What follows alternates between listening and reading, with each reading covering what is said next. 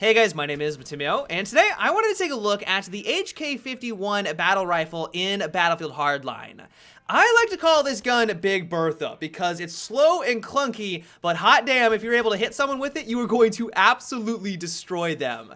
This is actually a cut-down version of the G3A3. I'm sure many of you are familiar with this gun. It was very popular back in Battlefield 3. It was an amazing battle rifle, and while it can still hold its own in Hardline, it's still decent as long as you're able to reel in its recoil. Statistically, there's really no reason to use this over some of the other battle rifles for the Enforcer class. It doesn't really make a whole lot of sense. And so just to kind of jump into things here, the reason why I said that this is a very slow, clunky, and cumbersome weapon is that it only has a rounds per minute of 500.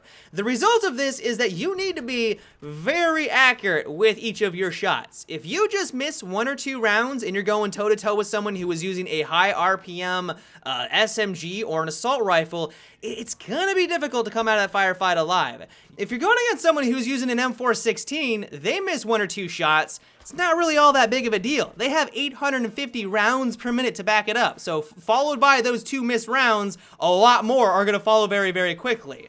On the flip side though, with the HK51, because you only have an RPM of 500, it's gonna take a while for another one to fly out of the chamber, another round to fly out of your barrel, and the result of this is that you need to be on your game when you are using this battle rifle. The strength of the gun though, and honestly the main reason why you would want to use the HK51 is that it hits ridiculously hard. You are going to do 43 damage per shot up close, or about 20 meters and closer, and then it's going to drop off to 24 damage at long range. This essentially equates to only needing 3 rounds to drop someone from 100% to 0. To get the true potential out of it though, aim for your enemy's upper chest when you first start to shoot at them.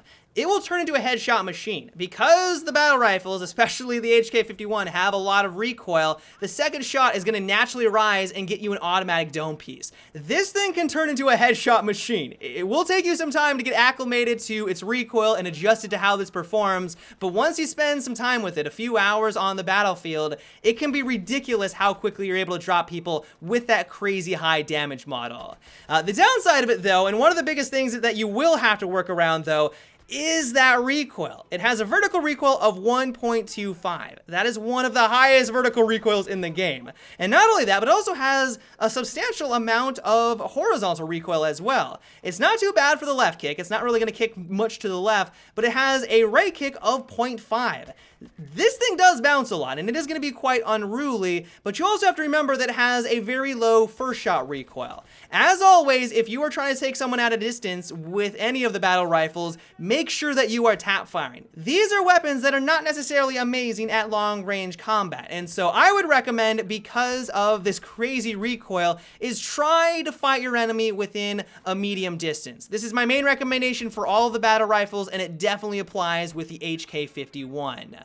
A great aspect of it though is that it has a blazing fast reload time. You are going to be able to go through the short reload animation in 1.85 seconds. That is one of the fastest in the game. It's marvelous. It's blazing fast. And then a long reload time of only 2.3 seconds. There isn't much difference there, which is just honestly one of the best aspects alongside that high damage model. Now, all of this may sound fantastic. This may seem like a very fun weapon to use in Hardline, and it definitely is. Like, it's a very satisfying weapon, and clearly you can do some work on the enemy team.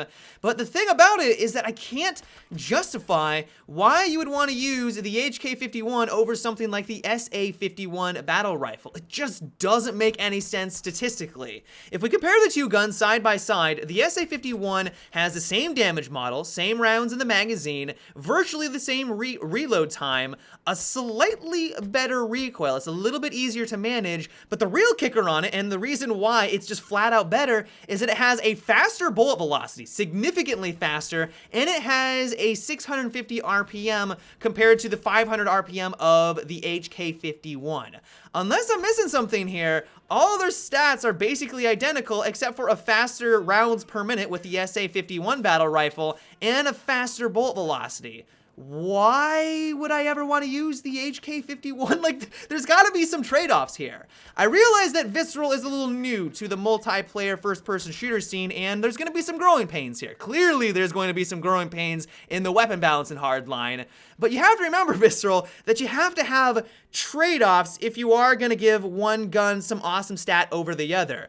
And so if you have a gun that hits really hard and has a higher RPM compared to all of the other weapons in this category, it might be a good idea to reel in its power by maybe giving it more recoil that the player has to work around. The FAMAS is a prime example back in Battlefield 4. It has a crazy amount of killing potential with that 1000 RPM and high damage model, but the trick to it is that it has a substantial amount of recoil that the player has to work around, and it's because of this dynamic that makes it balanced. Like, that's the way that DICE did a good job of balancing all the weapons in Battlefield 4. Same is true for a slower RPM gun. It either needs to be laser beam-like accurate so they can take people out at a distance, or there needs to be some other incentive to get a player to look over that longer time to kill so that they actually will use this on the battlefield.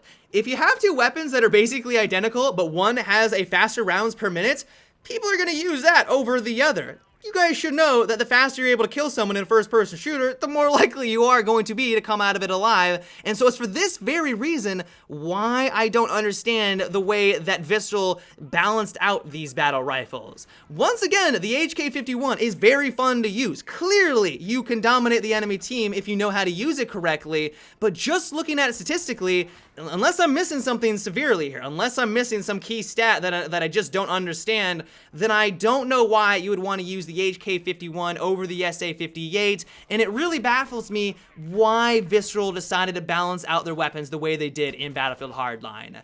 As for the attachments that I would recommend, though, if you do decide to use the HK51, I would stray away from the higher optics. You can use them. Of course, it's always going to be personal preference with what optic that you like to use, but I would stick with the red dot sights. As soon as you put on an ACOG, for example, and you squeeze a trigger, you're going to have no idea what's going on your screen. The recoil is that substantial. It makes it completely ridiculous to be accurate with your shot, and so unless you really like the higher optics, I would stray away from them.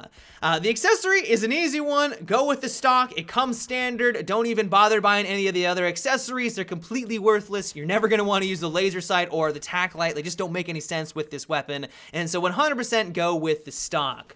As for the muzzles, heavy barrel is the one that I've always gravitated towards, but if you really want to reel in that recoil, that vertical recoil, then of course use the muzzle brake. And then finally, I've had a lot of luck with the angle grip. Stubby would be a good second. I don't think that the stubby grip is really all that bad on any of the weapons in Battlefield Hardline, but at least from my experience so far, the angle grip has been a clear winner. But yeah, guys, that is about it for today's review of the HK51. I hope you enjoyed. Let me know what you think about this battle rifle. Is it one of your favorites? Do you agree with me that there's really no reason to use it over some of the others? Let me know down below. But yeah, guys, until tomorrow, have a good one and take it easy.